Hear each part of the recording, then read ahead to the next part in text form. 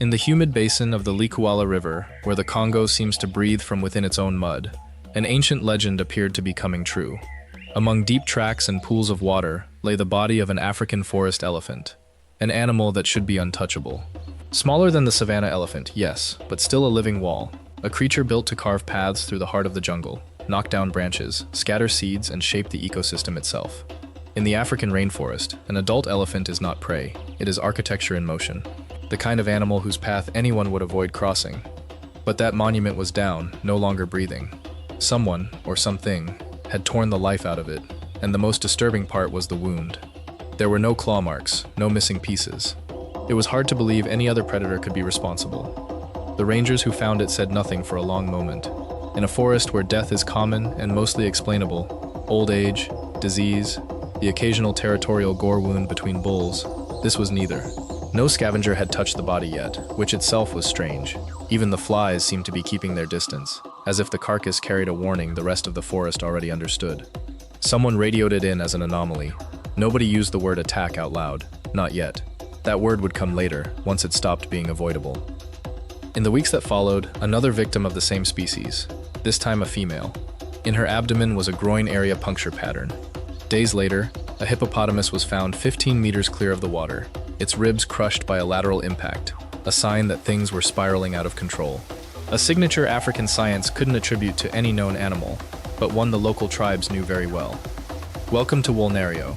Today you're stepping into a green labyrinth where legends turn real, and danger doesn't come wearing the skin of a predator, but of prey.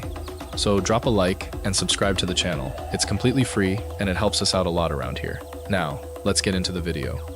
The Likouala River Basin in the Republic of the Congo, extending into the dense forests of eastern Cameroon, isn't just an ecosystem, it's a living archive of millions of years of adaptation and survival. One of the few places on the planet where the density of the vegetation, the extent of the swamps, and the sheer hostility of the terrain created something close to a fully wild, untouched territory. There, humidity clings to the skin, erases sense, distorts sound, and turns every step into a matter of guesswork. In some spots, even during the day, visibility can drop to just a few meters, and at night the darkness reigns without pause.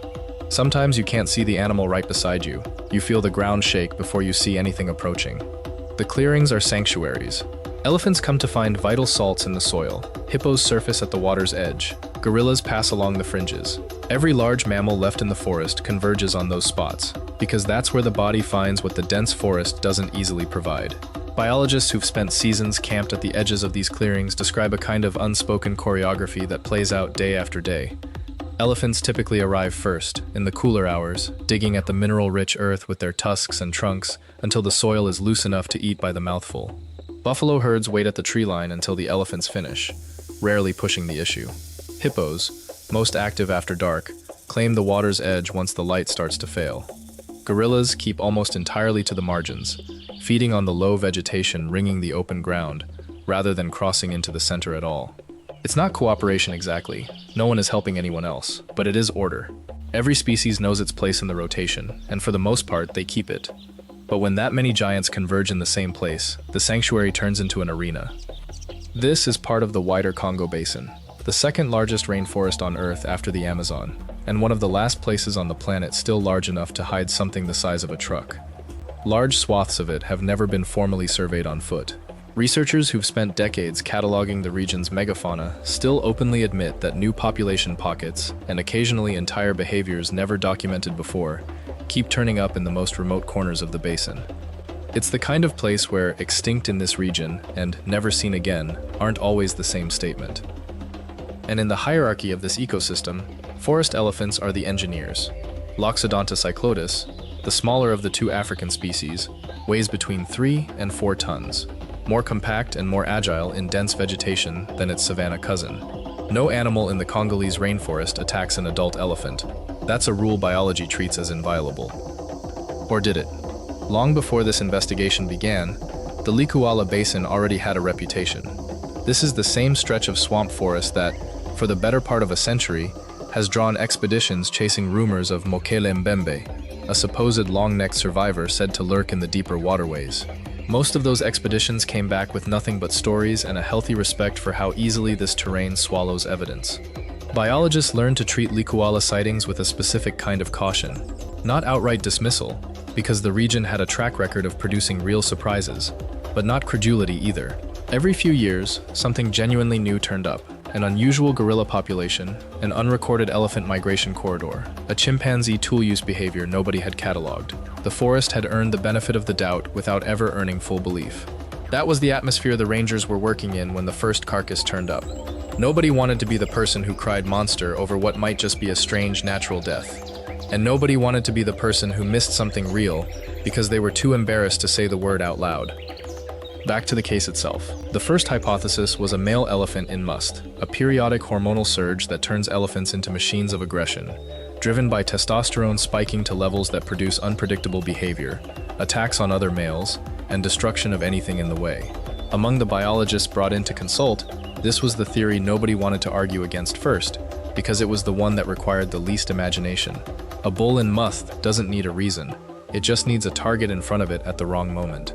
Field reports from other parts of Central Africa have documented musk bulls killing rival males, charging vehicles, even attacking rhinos and buffalo that got too close during the surge. For a few days, it looked like the simplest answer was going to be the right one. A musk male attacking rivals was the most biologically logical explanation for deaths within the same species, until the wounds were examined.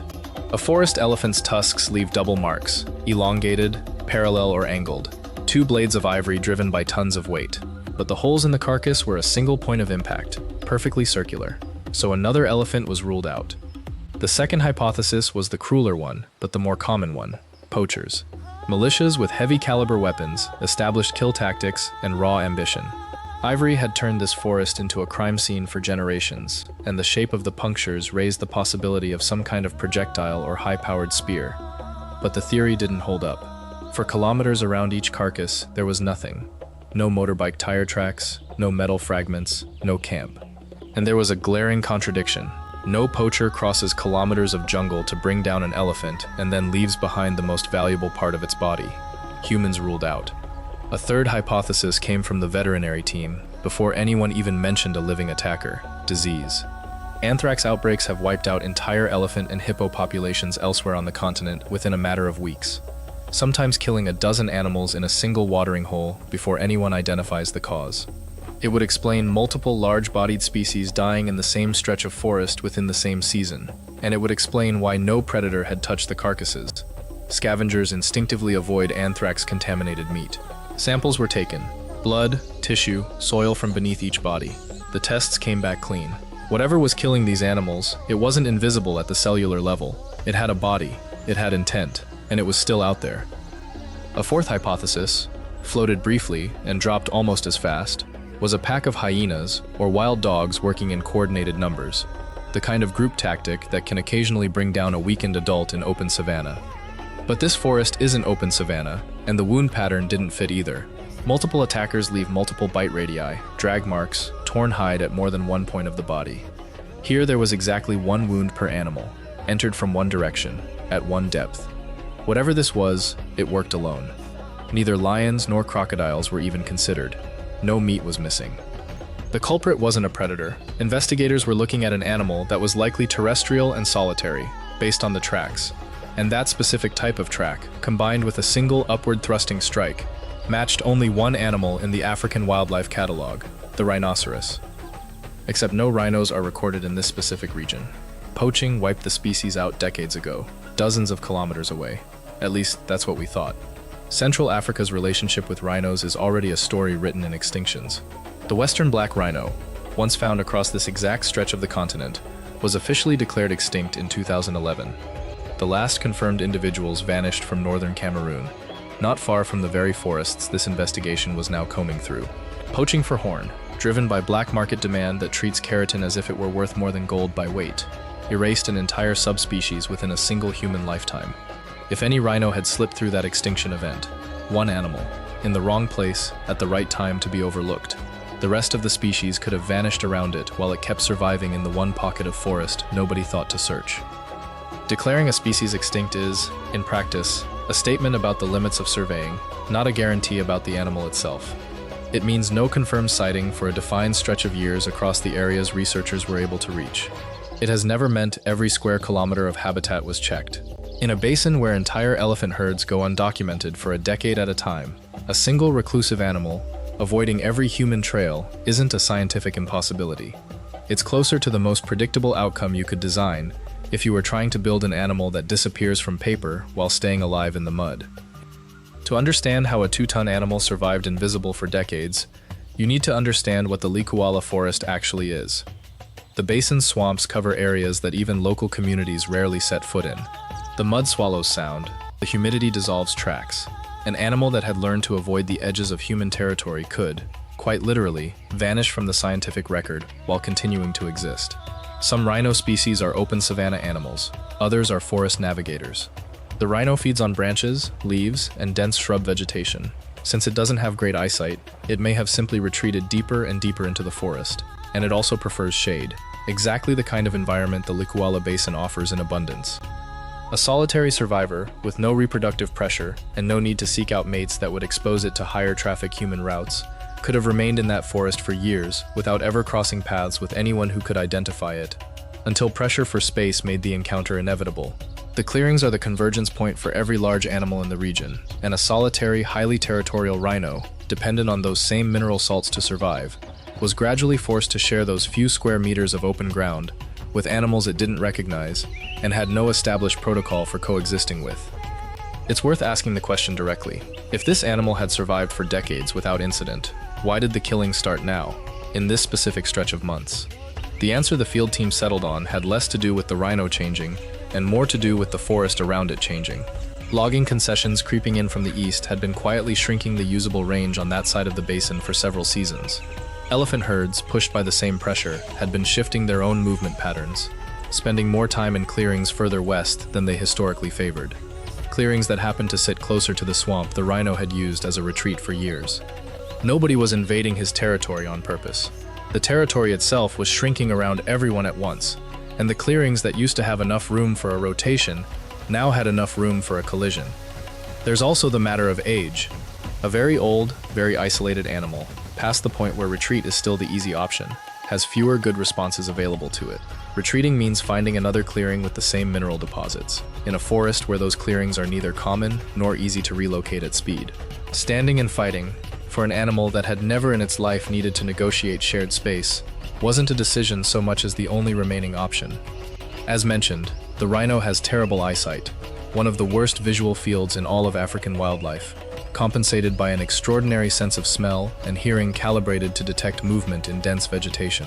But that compensation comes with a documented behavioral cost. When something large and close isn't identified by scent quickly enough, the default response is to attack, not as a strategy, but as a reflex. Any strange shape can become an enemy. Years of total isolation had stripped away any social context that might have moderated that response. What should have been a defensive mechanism had become its default mode of operating. The clearing was his. Anything large that showed up there was a threat, and threats got the only response he knew: attack. Whether it was an ordinary rhino lost in the forest, or something the local legends had already given a name to, one thing was real. The weapon of execution was the animal's front horn. Not ivory. Compressed keratin, the same material as human fingernails, but at optimized density. Like ivory, a rhino horn is also worth thousands of dollars on the black market. In this particular animal, the horn had likely grown uninterrupted for a long time, no fights with rival males, and may have reached over 70 centimeters in length, conical, with a tip that concentrates the full force of impact into a minimal surface area. The physics are brutal and simple. The smaller the contact area, the greater the pressure per square centimeter. A rhino can hit 50 kilometers per hour in a short charge. In a forest clearing, that's speed enough to bring down an elephant and let it bleed out. The same goes for a hippo. Once the opponent was on the ground, a few blows from the side of the head or body, or from the legs, would be enough to finish it off faster. Despite the elephant's and hippo's massive bulk, the impact of 2 tons charging at you with a pointed keratin weapon would be enough to prevent any counterattack. Of course, with the elephant, the risk was greater. An adult elephant is intelligent, strong, and capable of killing any attacker with its own deadly stomps. That's why the angle had to be perfect. The rhino didn't go for the head, didn't go for the high shoulder. It came from below, where the elephant had the least time to see and react. The horn pierced where the skin offered the least protection to vital organs. The elephant tried to back away, but internal bleeding had already begun. Its massive body collapsed inside the very clearing it helped keep alive. And the rhino didn't feed on anything, because that was never about food. It was territory. It was panic. It was a survivor from the end of its world, attacking everything that threatened the last sanctuary it had left. When the first elephant turned up dead, the local tribes warned the rangers that this was the work of a creature called Emela-ntouka, a mythical, larger-than-normal rhinoceros that cannot tolerate its territory being invaded. Congo's rainforest is steeped in legends describing giant, ancient fauna, widely passed down by the peoples who inhabit the region. According to them, this rhino lived in the swamps, isolated, and would occasionally come to the edges to strike down any animal or person who dared cross its path. Elders in the villages bordering the basin describe Emela-ntouka the same way their grandparents described it to them, a creature the size of an elephant, but built like something older, with a single horn and a temperament that tolerates no rivals in its territory, not elephants, not hippos, not humans. In some tellings, it's a spirit given form by the forest itself, a punishment for anyone greedy enough to try to claim more of the swamp than the swamp is willing to give up. In others, it's simply an animal, rare, ancient, and short-tempered, the last of something that used to be common before the guns arrived. What every version agrees on is the same detail investigators kept finding on the ground. Nothing survives an encounter with it, and nothing is ever eaten afterward. It doesn't kill to feed, it kills to be left alone. What struck the research team most wasn't that the legend existed. Plenty of regions have a monster story attached to their unexplored corners. It was how specific the details were, and how consistently they matched an animal the tellers had, as far as anyone could confirm, never seen with their own eyes in living memory. The single horn, the refusal to eat what it killed, the preference for swamp over open ground. Nobody had handed these communities a rhino textbook. The description had simply been walking around out there the whole time, occasionally close enough for someone to catch a glimpse, never close enough for a photograph, and always close enough to be worth a warning passed down to the next generation. The breakthrough came when sensors using a technology called LiDAR, mounted on a drone, mapped the hidden corridors of vegetation and identified a sinking track pattern that didn't match any species recorded in the region. LiDAR works by firing pulses of laser light down through gaps in the canopy and measuring what bounces back, building a three-dimensional map of the forest floor, even where the vegetation overhead is too thick for a camera or a human eye to see through. It's the same underlying technology archaeologists have used to find lost city layouts buried under jungle canopy elsewhere in the world. A way of seeing the ground truth of a landscape that no satellite photo and no foot survey could ever fully capture, because the canopy simply refuses to let ordinary light through. Weeks of flights produced kilometers of unremarkable green noise, until one pass returned a track, deep and consistent, cutting a straight, deliberate line through terrain that should have been impassable to anything that size. The ground team followed that line on foot for 3 days, wading through swamp water that in places reached their chests, moving slower than the animal they were tracking, always a step behind a trail that never doubled back and never wandered. Twice they lost it in standing water where the track simply disappeared, and twice a fresh depression in the mud further ahead told them it hadn't stopped moving.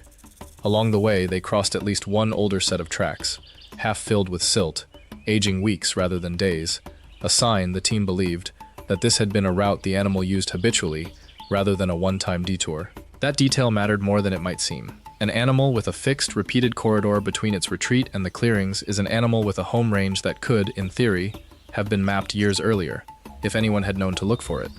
On the 4th day, at the edge of a clearing already familiar from the first carcass reports, they saw it. It was a rhino, almost certainly the last one in the region, massive, with an enormous, razor-sharp horn. The animal looked old. It likely didn't have many years left, and it would be unlikely to survive sedation for relocation. The team held their position at a distance long enough to document the animal without approaching it. Measurements estimated from photographs and the drone footage. Body condition assessed from a safe remove. No attempt made to dart or corral it. Whatever this rhino had become, provoking one more confrontation wasn't going to answer any remaining questions. It was going to create a new carcass, and this time the carcass would belong to the research team. Its fate was already sealed one way or another. Either it would lose its life to old age in the coming months, or it would run into an elephant that finally matched it. Having a human step in and interfere would not have been the right call. Nature had already hidden it away for years. Now it was time for nature itself to take responsibility for giving it a dignified end. The area was closed off to safaris, the coordinates protected, and the rhino disappeared back into the trees. No further attacks were recorded. The animal found its peace, somehow. The local tribes still believe that was Emela-ntouka, and that it's still alive out there, hidden deep in the forest. Not as a villain, not as a hero, but as what nature sometimes produces when the world corners a creature to its very limit. It's tempting to file a story like this away as a one-off curiosity, a strange animal, a strange season, a mystery solved and closed. But the case leaves behind a few harder questions that don't resolve as neatly as the sighting itself did. First, it says something uncomfortable about how confident science can afford to be about extinct. A designation built on the absence of sightings is only as good as the surveying that produced it. And in a basin this size, absence of evidence and evidence of absence have never been the same thing. Second, it's a reminder that indigenous knowledge in regions like this one isn't folklore competing with science for the same authority. It's frequently a parallel data set, collected over a much longer timescale, using a completely different method. Generations of people who live at the edge of a habitat and pay close attention to what almost kills them. Western researchers arrived with drones and lab kits and confirmed, months later, a warning that had already been circulating on foot for decades. And third, it raises a quieter, less satisfying point about pressure and habitat. This rhino didn't become dangerous because it changed. It became dangerous because the space around it kept shrinking until the old rules, the clearings, the rotation, the unspoken order between species, stopped being able to absorb one more resident. That's not a story unique to one swamp in the Republic of the Congo. It's the same story playing out in slower motion and smaller headlines across most of the world's remaining wild spaces, wherever the last individual of something is holding on in a shrinking pocket nobody's checked in a while. There's something worth sitting with in a story like this one. For over a century, Western science treated Central African megafauna sightings the way it treated most oral tradition from the region, as folklore first, evidence a distant second, if ever.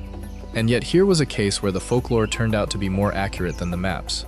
The villages bordering Likouala never needed a drone to know something enormous and short-tempered was living in those swamps.